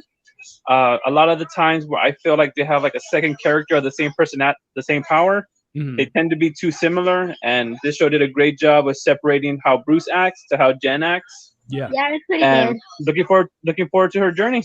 Looking forward to part 2. Looking forward to part 2. Hey, I'm right there with you, man. I'm excited to learn more about Jennifer. And like you said, Justin, I think that it is great to have two kind of opposed characters and not two of the same. What's your son's name? Christian. What did you think, Christian? I want to hear your thoughts. I Man. liked it. I unlike Hulk, she can control her Hulk. Yeah, that was pretty cool, right? She's a quick learner, man. She's able to pick up on things pretty quickly, Christian. I thought it's pretty cool. Yeah, I agree, man. But Justin, man, just kind of curious on how do you feel about the whole Sakaar angle with Hulk, man? Most people are going to be exploring World War Hulk, and Hulk's going to go back to Sakaar. Oh man, that's one of my favorite storylines. Hopefully, I can see more of the Scar. That's something that kind of threw me off when I first saw the starship. I confused it with Black Panther for some reason. I thought it was from similar design, yeah, from the Wakanda. But Scar was one of my. I didn't read too much of his storylines, but I am interested to see it. Legacy characters are always fun. Yeah, and World War Hulk, that was like one of the all-time great Marvel crossover films, crossover storylines. Yeah, to see him go against people that they wronged him by every sense, for every note in that story, Hulk had every right to be angry and take out everybody he did. Yeah. So if they do something on that justice, and to see Scar, to see him have that kind of animosity towards his dad, something I look forward to. Yeah, man, it's gonna be interesting because obviously at this point in the MCU they're gonna have to kind of change up the story because there's, at least in the 616, there's no Illuminati to send the Hulk to space. So it's gonna be interesting to know what is Hulk gonna do in the MCU to make people want him to leave Earth. So that's gonna be very interesting. Or he could just willingly want to leave Earth to, like you just mentioned, find his son, discover his son, help his son, fight with his son. So that's going to be really interesting, man. But like you guys said, you and Christian, man, I think this is a solid episode, and I'm really excited to see what other characters we might see. We know we got Wong, we got Daredevil. Christian, are you looking forward to it? Are you looking forward to Daredevil? Yeah, man. I'm excited to see Matt Murdock to talk and have some scenes and fight because we got a little bit of in Spider-Man, but I'm excited to get more. Yeah, I like the point where like Hulk and She-Hulk fought. That was like brother and sister, right? It's kind of like a brother and sister fight. They weren't trying to kill each other, but they weren't trying to hurt each other. But they were angry at each other at that point, right? Yeah, that was fun. That was fun. But yeah, man. Anything else you want to let the people know, Justin, in regards to just any other theories or predictions or things that you're looking forward to for the rest of the season? Looking forward to this show being more of a connective tissue for the MCU. Phase 4 has seemed really disconnected. Mm-hmm. So one thing I did like the fact they talked about other characters. So hopefully this show you get to see more about how everybody's dealing with the blip. Maybe share something about the internal sticking out of the earth. So yes. Something. Or Celestial. I apologize. Celestial. Yes, man. That's a great point, Justin, because it's just like I guess at this point in the MCU, people are like, man, we got Thanos, we got Chitauri's coming, so they're just like, oh, it's just another Tuesday in the Marvel Cinematic Universe. But yeah, man, I'm excited to learn more about the world building. Again, like you mentioned, the blip, the Sokovia Accords, are they still intact? So on and so forth. So yeah, I'm right there with you, man. But Justin, man, it's so nice to finally kind of see you. I can't see this. Christian, it's nice to meet you, man. Hello. And I'm excited that you enjoy this show, and I hope this show is great for all of us, man. I'm looking forward to seeing what She-Hulk has in store for us, man. Yeah, looking forward to having other discussions with you. Definitely, I wonder is like in Spider-Man No Way Far From Home. Mm-hmm. I mean No Way Home. Yeah. Is like Daredevil gonna appear in that one too? I think so, Christian. I think we're gonna see Matt Murdock, man, and we're gonna see him dressed up this time, fighting with She-Hulk. So I think that's an episode that we can get excited for, Christian. I'm excited for Daredevil for sure, man. Thanks. I have my dog heel. Awesome. Well, I appreciate you, Justin. I'll catch you next time, bro. Later, Elliot. All right, man. All right, guys. So that was our first caller, man. Justin, like I said, he has been someone that's always been awesome on this channel, showing love, support, dropping great theories like you all saw there. And he gave us a special guest, Christian, man, his son there. So that was awesome, man. So, hey, any other takers, man, we'll be on here because I know my man Brandon, he's going to be going live at 6. So I definitely we still got time to kind of hear anyone else's thoughts before Brandon goes live. Again, Just My Opinion Reviews, we'll be talking about it at 6 p.m. And I think E-Man from E-Man Movie Reviews will probably be going live at 7 or 7:30. I know he normally does live after shows. So those are back-to-back shows. So you guys can get all the content in the world to hear everyone's thoughts on this show. So, hey, anyone else out there want to come in? Again, you don't have to be on camera if you don't want to. If you're, you just got a phone, you got headphones, or you have a computer with headphones, you guys can come in and join the conversation and share your 2 cents on what worked for you all in this first episode, some things that didn't work, and of course, any theories or predictions that you all hope to get for the rest of the show. And also, too, we can talk MCU. We talk Marvel over here. So if there's anything else you guys want to talk about related to Marvel, of course, Phase 5, Phase 6, Secret Wars, Kang Dynasty, Fantastic Four, X-Men. I mean, we can have those conversations. We'll be live for a little bit here. Sharonda, how do you? So if there's a link in here, let me put it back in here for you all. Let me see. Let me copy it, because I would love to get Sharonda's take on this. So here, let me put it in the chat. So for everyone, the link, and actually, let me put it in the description too, so it can make it easier for you all. But it's in the chat now, Sharonda. So if you want to pop on, and anyone out there that wants to pop on, just click the link in the live chat, and now will allow you all to come into the stream. But I'm going to put the actual link in the description of this video just to make it a little bit easier. Let me get this all set up here. Let's see. Link to join live. All right.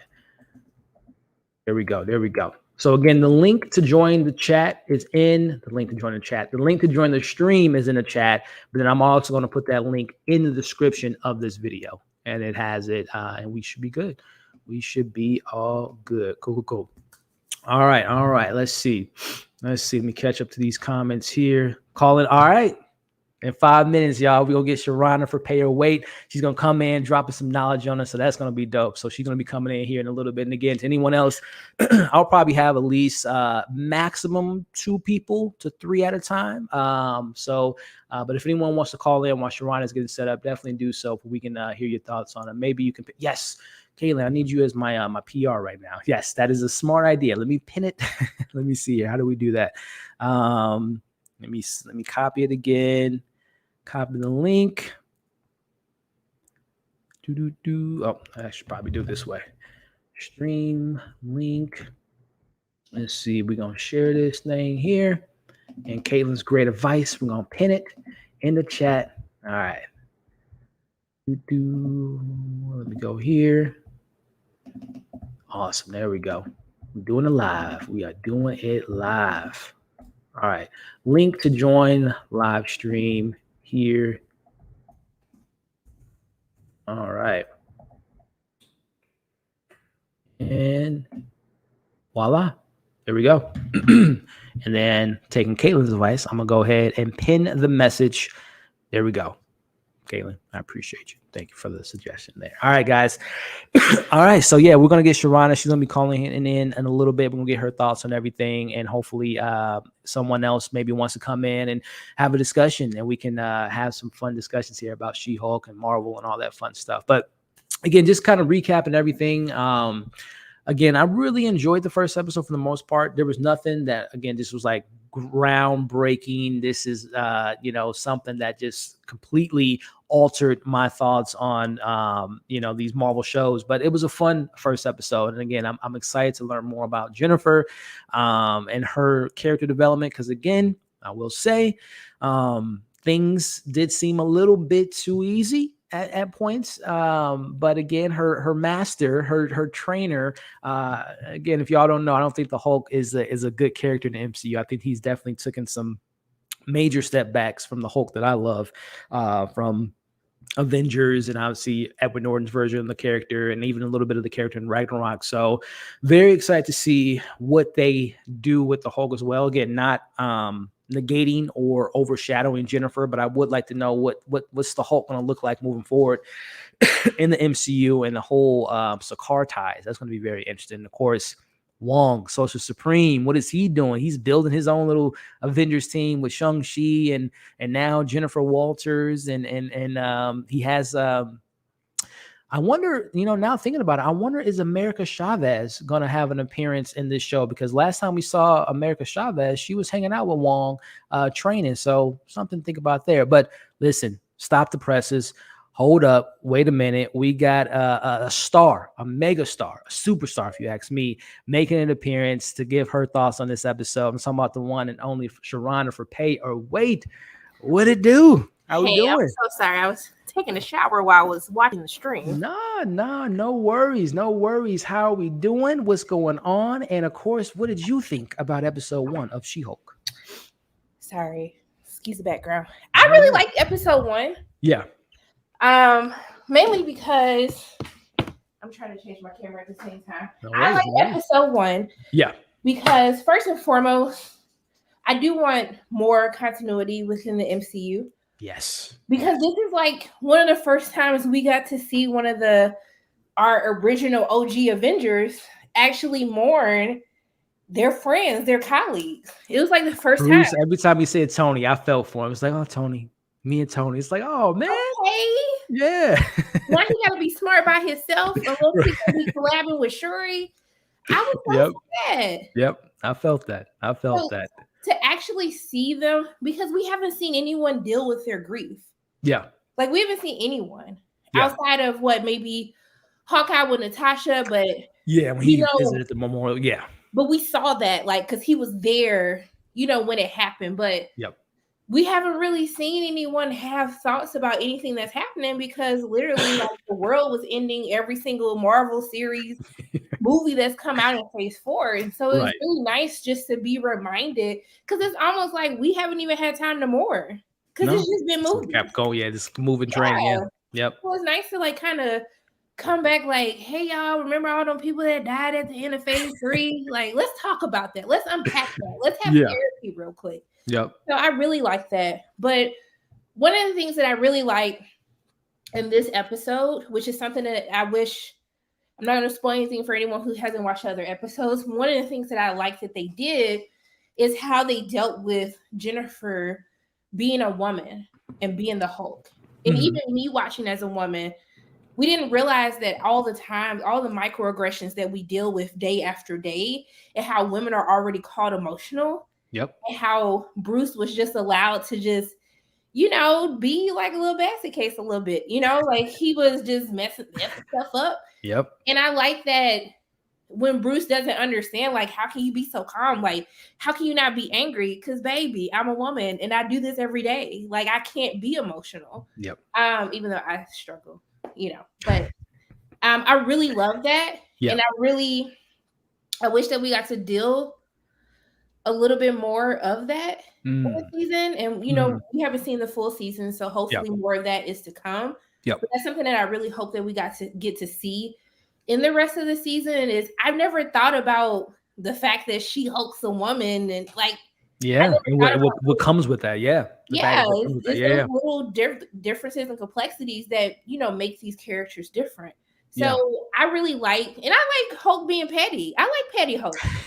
I really like petty Hulk because we just get kumbaya, you know, now. We don't get the, like, you know, I know everybody likes to hate on the Incredible Hulk, but I'm still gonna listen. That Hulk to me is the best version of the character, as far as like savageness of the character. That's something I would always stand by, because I personally, Sharonda, the funny dabbing bruh Hulk, and I'm done with that. I'm completely done with that. I'm just saying, tell the people, tell the truth, shame the devil. So I really like that we got to see a different side of Bruce.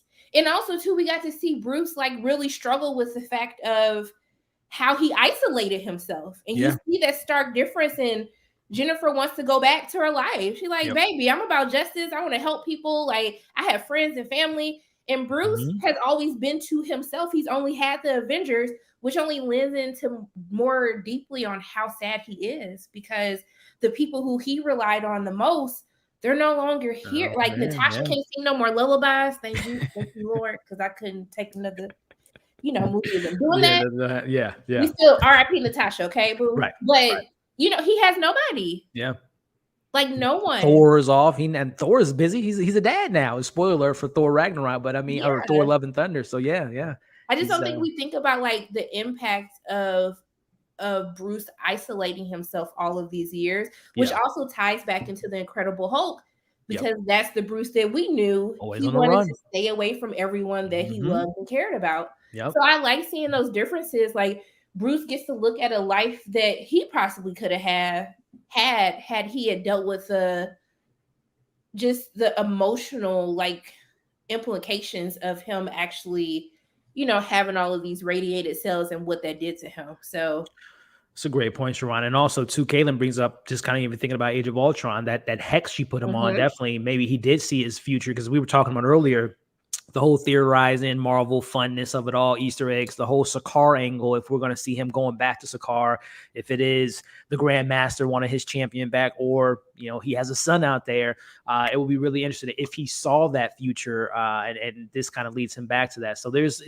again, the continuity that you mentioned, the time back to the old stuff. It will be really, really interesting to see what they do with all that stuff and Bruce coming up. But Sharon, I do got a question in regards to, how do you feel about the visual effects? We all know when the trailer came out, that was the first thing that people was talking about, was just like, what is going on with the look and the design of this character?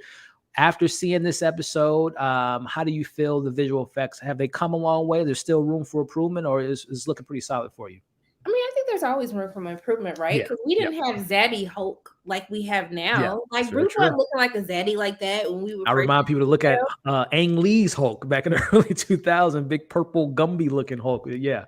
So I mean, do they have enough money to just have it right the first time? Sure. But also, after knowing everything that those who work in the visual effects departments, what they have to go through with the long hours, honey, they did the best that they could with the deadlines that were given to them. But it's actually not even the effects that I feel is the most egregious, especially if we talk about the first episode. And what is her name? Titania. Yeah, I'm not. I hope they can. Yeah, because I wasn't feeling that scene My at all. spirit was so disrupted that they had somebody looking like a dollar store supervillain that they picked up off the street of Macho Hollywood. Man Randy Savage. Oh, like how goodness. they had her do that kick. I was just like, man. This is like She-Hulk's like one of her arch nemesis. And this is how we gonna do her? Yeah.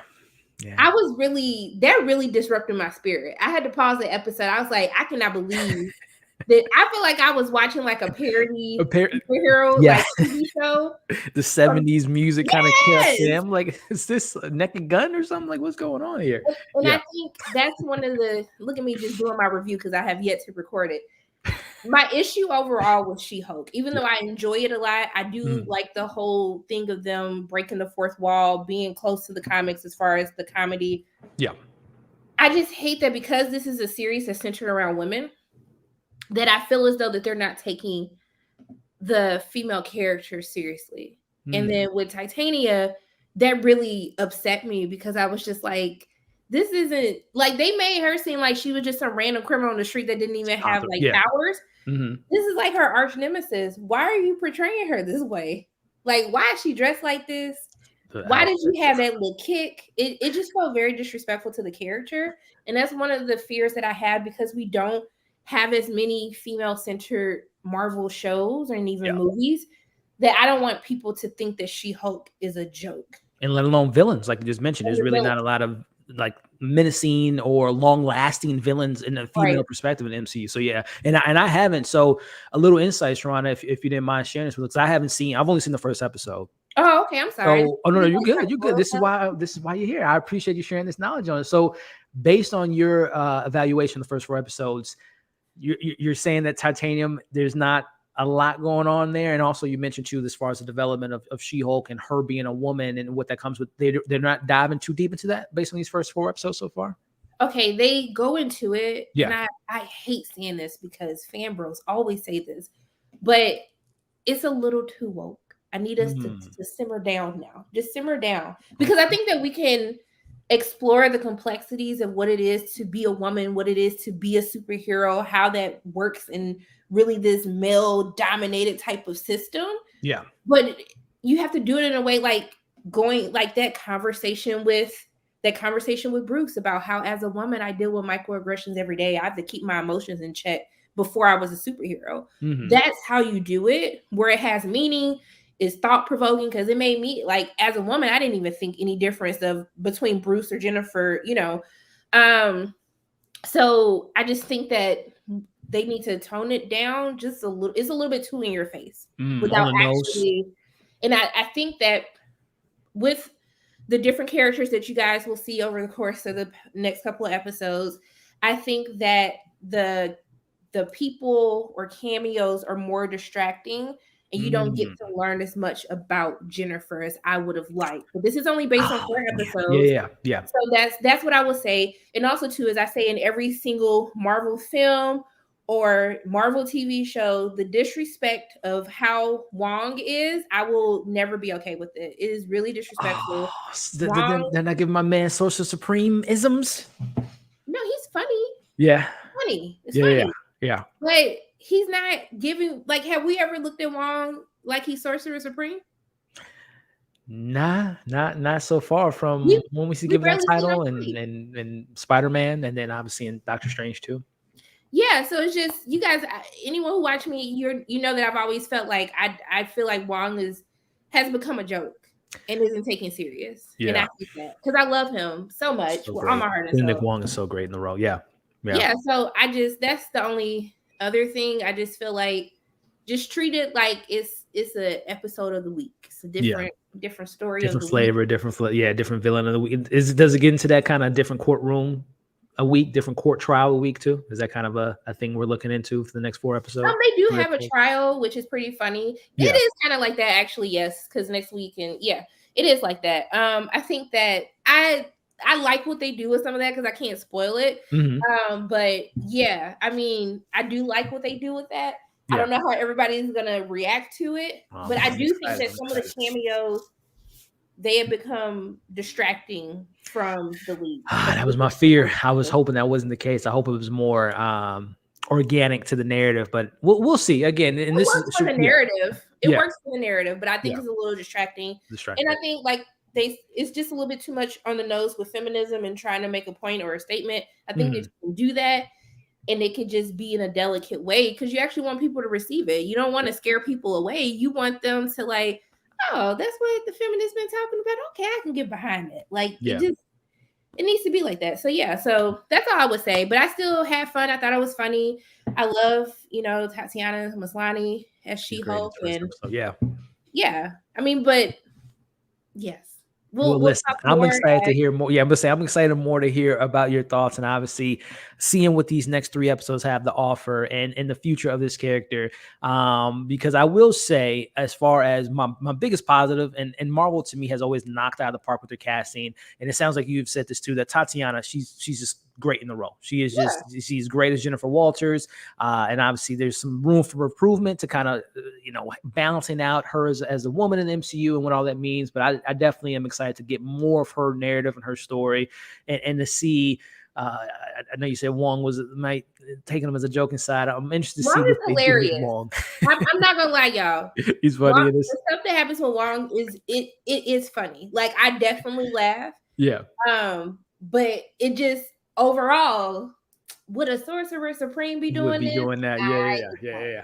So yeah, but also another good thing I will say, it's really refreshing to actually get to know a Marvel character. If we really sit and think about it, what characters have we really explored in their personal life? Like, who have we actually done that? I mean, maybe Sam, but that took how many movies? And that's, we just know who his sister and his nephew. His nephew, yep. So it's nice to just see the superheroes as people and like see them deal with normal human things. Like I think that's actually refreshing. So I do appreciate that about this series. I agree. I thought they did kind of this baton from Miss Marvel to now this. I love Kamala's story. I love her family, number one. I can't wait to see them again in the future. But yes, you're so right, Sharona. Learning, because that's what made Tony, Cap, which I want to get your thoughts on Cap here in a second, but that's what made those characters so special. We know who they were. We kind of met them. We saw a little bit of the backstory. So I'm glad they're now starting to kind of now having 9 episodes with her and getting more from her. I'm excited to learn more about her. But yes, Captain America's ass and him being a virgin, the question was answered. Sharona, in this episode, what did you think of that kind of running joke of Cap? He wasn't always a Boy Scout back in the 40s. He's had his fair share of sexual encounters in the MCU. Your thoughts on that moment? Look, my man, America's ass, okay, and the ass that it is. But oh my goodness, he actually saw it. He saw it. It's so funny. Love it. But I mean, at the end of the day, like, sorry. Of course. That's Chris calling you now. Is that Chris Evans calling you? Like, baby, you can't be talking about my ass on the internet like this, okay? No, I thought that was hilarious. Yeah. Because let's be honest, a lot of my friends, they were like, oh, I hated it. I can't believe how low would they go to say something like that? And I was like, at the end of the day, I think we all were kind of like, honey, are you a virgin? Right. Like you literally collected the stones to go back in time to find your one true love. You were so caught up on your one true love that you was out here making out with her niece or her what was she? The niece or the granddaughter? Like what? I think she was her niece. Yeah. She was Peggy. Yeah, that was her niece, Sharon. Yep. The depths that he went, I said, honey, you ain't never had none, have you? So I'm just saying it was hilarious because don't lie, everybody was thinking it. Everyone was thinking. Yep. I felt seen because Jennifer is asking the tough questions. Exactly. Yes. That's why she's a lawyer, Sharona. She asks those questions that we need the answers for. I agree. Saying. I love that joke. That joke gave me life. I was like, one of my favorite moments too was the mic drop of Eve. Who's the girl? Who's that girl? Yeah. I didn't know Marvel was gonna have that flavor. I didn't know they was gonna have that kind of mic rough ride. I'm like, okay, who's yeah. Wow. So that was a great moment. I'm very And again, from everything I'm hearing, the show does have it continues the meta nature, which I enjoy, the satire of this kind of comic book world. So I'm really enjoying the flavor that we've gotten so far, and I hope that flavor continues to find its way into the main narrative throughout these next 10 weeks 9 weeks now that we have the show. So keep watching. There's an end credit scene. Oh, that's what on everyone. Yeah. Okay. Does anyone, without spoilers, does any of them top what we got in this first episode, or at least in the same ballpark? You can't ask me that because I'm gonna be biased because it was about my baby daddy. So I got you. I got you. It depends on how you guys take it, but one of them might actually be. I don't know, because that was so off guard, and I just never thought that like Marvel would even like dare talk about sex. So I don't know, but they're still funny ones. They're still like funny ones, but I just think, are they in the sexual vein? Are they? No. Okay. Right. Come on now. No, we have one joke. They ain't gonna. They're not gonna do that every week. But I will say that this one will probably be the best because like we would never ever guess that it would be a sex joke. So, right. Yeah. With Cap. Okay. But I'm excited to see the reactions. Maybe invite me to come do an after show. Listen, the invite is always going to be there, and I would love to have you on to talk about this show moving forward. And I know you're a Game of Thrones fan, right, Sharonda? I am. Yes. Listen, I'm a House of the Dragons. I'm looking forward to that show. I'm hopefully. Did you see it yet? I haven't. HBO hit me with a very long. You know what? I'll say this: the person that got back to me, I appreciate that they didn't just flat. They said no. Long story short, they did say no, but she was very, very. She explained to me the reasons why, which is generic. I had to do so many requests and only so many screens we can give out. But I appreciate at least they got back to me. So, but I haven't seen it yet. Have you got an opportunity to see House of Dragons? No. No. Okay, I had to tweet about it, so it's been a whole thing. Okay, I'm gonna have to look that tweet up because black people watch fantasy. We are about She-Hulk. Like we watch, we in the sci-fi fantasy. We watch it all. So, but I will be watching House of the Dragon. Yeah. Well, hey, if you're free, I'm thinking if time allows it to doing something similar to this. Having a little conversation after show, watch party or something. And by all means, I would love for you to come on and drop that fire, that Khaleesi fire on us. If of course you're available. Awesome. I'm always down. Awesome. Well, we got the bots in the building. We got the bots in the building. But Sharonda, again, I can't thank you enough. As you may or may not know, I am such a huge fan of your content. Your live streams is a TV show within itself. You give me some of the best laughs I have for the entire week. And of course, your interviews are so fire. I'm going to have to watch the interview you had with Tatiana Maslany a little bit later today. But I am so thankful to have you on. I'm so thankful to have you on this platform, always dropping knowledge on people and giving us a good time and having us laugh too, because you're just such an awesome content creator with a lot of great things to say. So I thank you for giving me the time, and hopefully we can do this again in the future. But why don't you let the people know at home I know you got your lights set up, so we might get some new content coming. Yeah, I gotta record tonight, but I gotta go see my god babies real quick because they asked about me. You can find me on social at Pay or Wait. When Elliot actually takes the time to teach me how to do reels, you might find me on TikTok, but just pray for me until then. But yeah, like come hang out. We have fun lives. You never know what to expect. I never know what's gonna happen. So Elliot, thank you for having me on here. Love you to death. Hopefully when I come back home, I'll get to see you and hang out. Oh yeah, for sure. We got to make that happen. Sharonda, I thank you. And again, hopefully we can do this again in the future. Let me know. I'll be there. All right. I appreciate you. Bye. All right. All right, guys. You saw her here live in the flesh. One of my favorite content creators on this very platform, Sharonda for Pay or Wait. If you all don't know who that was, do yourself a favor. Look up her YouTube, subscribe to her channel, follow her on Twitter, Instagram, and we will be talking more about TikTok because I've been having fun with doing those shorts and all that fun stuff. But so thankful to have her on and to have Justin on earlier, and of course my homie Chris from Tait. So we still got we'll give another 15 or 20 because again I know my man Brandon B. Avery from Just My Opinion Reviews. He's going live at 6 if I'm not mistaken. Let me just double check that. but I know he'll be going live soon. But if let me just double check. I believe it's 6. Let me just check. Let me check.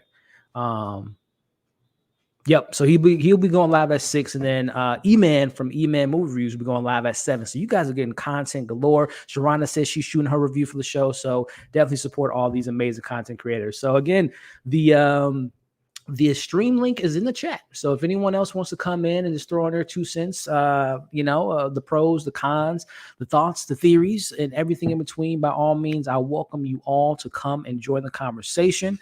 Again, no pressure, but if you want to come in, you don't have to show your face if you don't want to, but you can definitely share your thoughts, and we can hear your voice on the stream if you all want to. I'm just going to make sure that the stream link is still pinned to the, yep, it's still there. Cool. So again, if anyone wants to join in, I'll be on for another 15 minutes or so to wrap this show up before we call it a night and check out Brandon's stream. So let me think before anyone else maybe potentially joins in. Anything else that I want to talk to you all about? Well, I guess just kind of on that note of the future of live streams. I love interacting with you all on as often as I can. And the live streams are so much fun. We probably will be doing this again on Sunday, because as me and Sharana were talking about, I'm a Game of Thrones fan.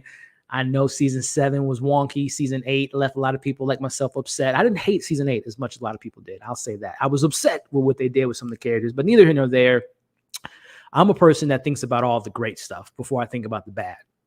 And the first 6 seasons of Game of Thrones was some of the best TV I've ever seen. So your boy will be covering House of Dragons, and we'll probably do something similar to this. But we got... There we go. So that's that foolery we were talking about. Hopefully I caught that before you guys saw that craziness. But anyway, moving on. The next scene is some crazy people out there. But hey, we still got the lines open. We still got the lines open for someone to come in and share their thoughts. But anyway, as I was saying before, that craziness popped up on the screen. We'll be doing this again for Game of Thrones. You saw a fragment of the Caleb when I apologize. I hope you can just. I wish I had what is it? What is that? Men in Black neutralizer for we can forget what we just saw. But anyway, moving on. The show must go on. Yes, we will be having a conversation on Sunday. Hopefully Sunday night. I might do a watch along for the first episode, and then doing a live discussion, and hopefully Sharonda and anyone else that wants to join can join me on Sunday. But I really enjoy these, interacting with you all and getting to chat with you all. We got another person in the stream link, and let me see here. Hello, I'm a pastor. All right. So we got more and more of these bots coming in and making this a very fun stream. This is not a Disney stream apparently now, so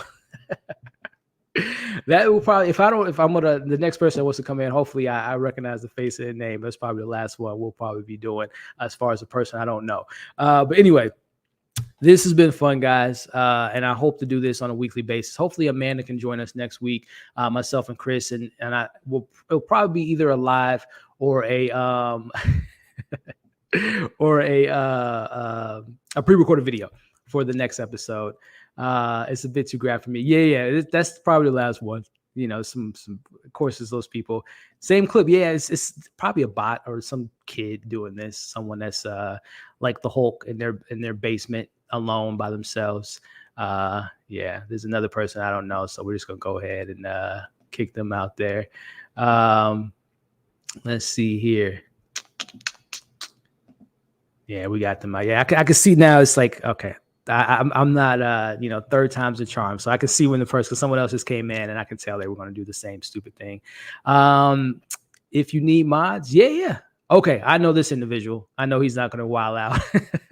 Hey, Elliot. What's up, Eric? How we doing, man? Hey, good, man. I was nervous to go on, but I was like, man, you need one more guest, and I don't want you to accept another bot. Bot? Yeah, I appreciate you, Eric. How you doing today, man? I'm good, yeah. Yeah, good, actually I like She-Hulk a lot more than I was expecting.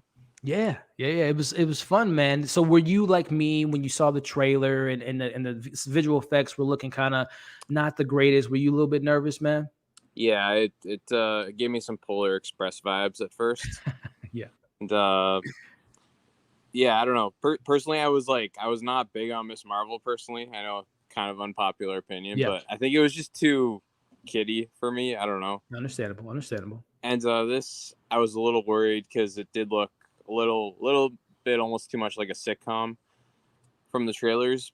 But honestly, yeah, I think the callbacks to like Tony Stark and stuff and all, and just seeing like where the Hulk's at, that actually made it like a fun time in the end, I think. Yeah. No, I agree, man. The connecting to the past and the legacy characters like the Hulk. Because Eric, I don't know how you feel about the Hulk, man, but I have not liked the progression of the character and just kind of continuously just not the savage version of the Hulk I want. But I do like Bruce Banner, and I thought that the chemistry between Tatiana and Mark Ruffalo was pretty great, if you ask me. Kind of that brother sister connection they had going. But I know you're a big Marvel fan, like I am, man. In regards to theories and predictions, man, your thoughts on this whole Sakaar angle and where we could be going with that? I mean, I could see the Grand Maester like popping up possibly, like you were saying. Yeah. Like Jeff Goldblum, like he would fit into the show.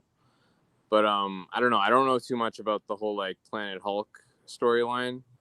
So I can't say I have like any kind of too insightful predictions on that specifically. Yeah. But yeah, I guess I really did, like you were saying though, I really like Tatiana Maslany in the role. She's great. And I haven't seen her in too many things. Mm-hmm. But yeah, I think I know there were some criticisms over her character being like written sort of somewhat unlikably in some ways, just because she's like automatically better at things suddenly than the Hulk or whatever, like you guys were even talking about before. Mm-hmm. And I can sort of understand those criticisms. It's a little bit similar to like what you could say they did with Captain Marvel in some ways, but I think somehow, I don't know, Tatiana Maslany just kinda makes her likable. Yeah. Despite that. So yeah, I was like actually just pleasantly surprised with this, and yeah, I'm excited that it is going to be like 9 episodes and everything, and you know. Yeah. I agree, man. I'm so glad that Marvel, they're 2 years into the whole streaming and TV programming, and I'm glad that there's now experimenting with 9 episodes and Thursdays and stuff like that. So I'm really, really excited to see what they do as far as just having this, because everything, and I don't know if you agree with me, Eric, but everything has felt kind of more of a movie split up into episodes versus it being a TV show. So I'm glad that this kind of has that TV show vibe, that it's got going. I hope that they continuously moving forward, Secret Invasion, Daredevil, Born Again, stuff like that. It feels more like a show than just a setup for the next big event for a Marvel film. Yeah, well, I guess all the ones, the only ones that haven't felt like that have basically been the ones that have been over 6 episodes, right? Like this, WandaVision, and What If, I guess, are the only ones that have actually really felt like they're supposed to be TV shows. Right. And I'm so excited about Daredevil, man. Don't even get me started on that 18 episode. Hopefully that's going to be fantastic. Yeah, I hope so. I mean, I'm still like up in the air just because, a lot of people seem to think it's like a continuation, but I think it's pretty obviously going to be, a reboot, right? Mm-hmm. Just with bringing back Charlie Cox, obviously, but I don't know if they're bringing back other cast members or anything. So I'm definitely curious. Yeah, man. I can go with was it Karen was her name, and Foggy. I would love to see them, and of course John Bernthal as the Punisher. I would love to see that Netflix crew hopefully make their way back into the Marvel Cinematic Universe, or at least not walk their way back, but introduce them again to the Marvel Cinematic Universe, because I think they were great in their roles, man. Yeah, no, they were all like great castings, and I've seen like pretty much. I think I still have to watch the 3rd season of Jessica Jones, but other than that, I've seen all the Netflix stuff. Yeah, and yeah, I can see. I think all of them are like really great, but yeah, I do think other than like Daredevil and maybe a bit of Jessica Jones, a lot of it was like a bit tiresome. Like, so I hope that they can pull off the longer seasons well, because I'm actually a little worried Daredevil might be a bit too long. Ooh, we'll see. 18 episodes a lot, man. That's a lot. That's like, Flash territory with 20, 22, 23 episodes, but Yeah, and who knows? Maybe they'll split it up into 2 parts. For 9 episodes, part 1 and part 2 later in the fall. We'll see, man. But if not, because that's like 4 weeks or 4 months of TV programming. I mean, I'm surprised they don't just stick with a more kind of like normal, like 8 to 10 episodes kind of format. But I mean, I guess that's what they're doing for this. But that's why I'm excited for House of the Dragon going back to 10 episodes, like those early Game of Thrones seasons. Yeah, bro. I'm really excited for that, and I'm hopeful that show. Because man, I don't know, Eric, man. As you know, did you watch Game of Thrones when it was live, or did you like binge it and catch up with it, or? Oh yeah. I watched it live since season 4. Okay, gotcha. I mean, you remember those days. There was nothing like Sunday nights with Game of Thrones. It was like, no matter what's going on, I got to be home at this time, and I'm going to be watching my Game of Thrones. There was nothing better. Oh, yeah, man. No, I mean, it's my favorite show ever, and pretty much my favorite thing in entertainment, really. Yeah. I don't know. I don't think the last season's really that bad, but I'm in the same boat, Eric. I didn't think it was that. Again, I wasn't happy with how things ended and how some of the characters ended their storylines. But I didn't I know there were people, and you probably know people like this too, right? People like literally hate it. No, like they won't even go back to watch it because they just hated it so bad. And to each their own, but it didn't like destroy my life after for some people. So it was. I mean, is it okay for me to go on a slight Game of Thrones tangent here? Yeah, man, we're gonna be wrapping up here soon. Okay. But we talked a lot of Marvel. But yeah, man, go ahead and jump to some Game of Thrones. No, stuff. Yeah, I mean, like I remember watching, especially in the later seasons. I had people like my friends over week to week, and even as we were watching it, like I was still loving it at the end. And but a lot of my friends were just not having it by those like last couple episodes. I think I'm even probably I probably will defend it even more than you would. I'd say I think it's still pretty great, honestly. I think it's the worst season of Game of Thrones, but I don't think that's saying much. Yeah. I mean, I don't know. I'd still like a 9 out of 10 for me. Is that crazy? I don't know. That's a bit high. I mean, again, there were some moments. I'm a Game of Thrones super fan, though. Keep in mind. Well, listen, bro. Like I said, I told Sharonda, man, we'll be doing something similar to this on Sunday, man. And if time allows it, we might be going live, and we'd love to have you on and chop it up with you, man, and get your thoughts, obviously, on the episode. And are you a book, or do you read the books as well? Yeah, I've read through them once, so okay. Not like an expert on them, but I have read through them. And hey, you're really more of an. I haven't read a page, so you're more ahead of me on that. No, man. I love the books, and I've also read Fire and Blood, which the new show is based on. Yeah. I'm really curious. That's one thing I'm really curious on is like. Sorry, I know I totally turned this into a Game of Thrones. No, but go right ahead, man. Go right ahead. I guess one thing I'm really curious on is because Fire and Blood is supposed to be the first of like 2 volumes. I guess that's another book he's supposedly going to write one day, the second volume of that. Yeah. And I guess so the idea of is it like chronicles the whole Targaryen dynasty, right? Because they're the ones that, Aegon the Conqueror made the Iron Throne. Right. And so I guess that's where Fire and Blood starts, and it gets up to a certain point, and then I guess volume 2 we're supposedly going to get up to like the Mad King and stuff. But so I'm hoping, it's weird because I'm not sure the way they're going about the show, if it's just sort of focusing on like a section sort of the first volume of Fire and Blood. Yeah. Like it's not starting right at the beginning with Aegon the Conqueror, or at least not from what the trailers have shown. So I guess I'm hoping though it is gonna kind of, I think it would be cool if the show, say it ends up going like a long time like Game of Thrones. I'm hearing that they have, I think, 4 to 5 seasons mapped out, if I'm not mistaken. Which that's what I'm hoping. Because I don't want, like, as much as I love Marvel and stuff, just to tie it kind of back to Marvel.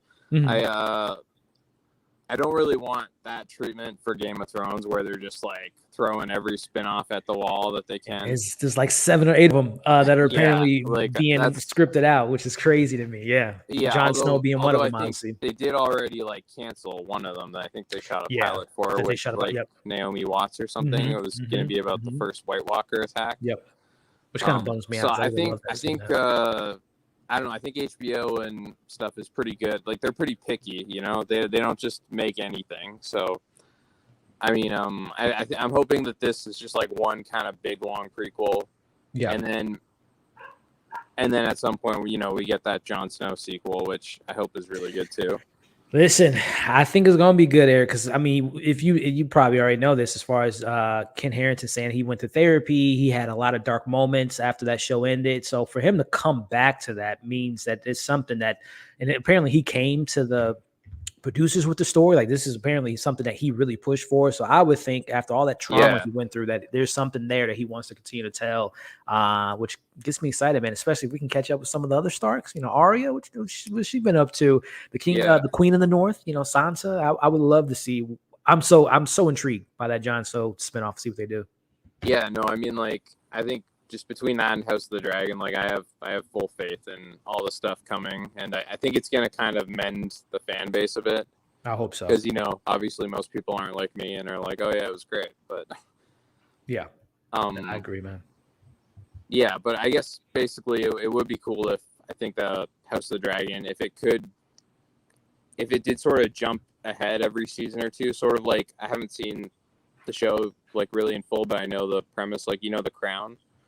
Mm-hmm. Like, how I haven't it watched it, but I'm jumps. familiar with it. Yeah. Yeah, I guess the format is sort of like it jumps ahead, like quite a bit between seasons, like time period wise. Mm-hmm. So I think it'd be cool if they did that for House of the Dragon, where if, like, maybe next season it's like the next generation of Targaryens. Mm-hmm. So that way, by the end of the show, we could actually get to the Mad King. That'd be wild. And then it could kind of mirror. I don't want to like spoil Game of Thrones, but it could kind of mirror the finale of Game of Thrones in a way, other than hopefully not in the way that everyone like hates it, but you know what I mean. Yeah, I got you. So and I guess, and speaking of Kit Harington, I don't know if you've heard, there's going to be like a fan convention in like LA at the end of the year for the first official Game of Thrones fan convention. Mm-hmm. And he's going to be there. So, ooh, nice. Yeah, that's I'm thinking about going to that. I'm not sure where are you at exactly. I'm in Missouri. Okay. Yeah. I'm in Canada, so okay. It would be a big I know trip you were for in me. Canada. Nice. Yeah, but nice. You guys are in Canada, man. You guys are taking over Marvel, man. Tatiana Maslany, Amanda Villani, obviously Ryan Reynolds. I mean, you guys are taking over, man, which is awesome. Which is awesome, man. Yeah, no, I think Amanda Villani was from not too far from where I am, actually.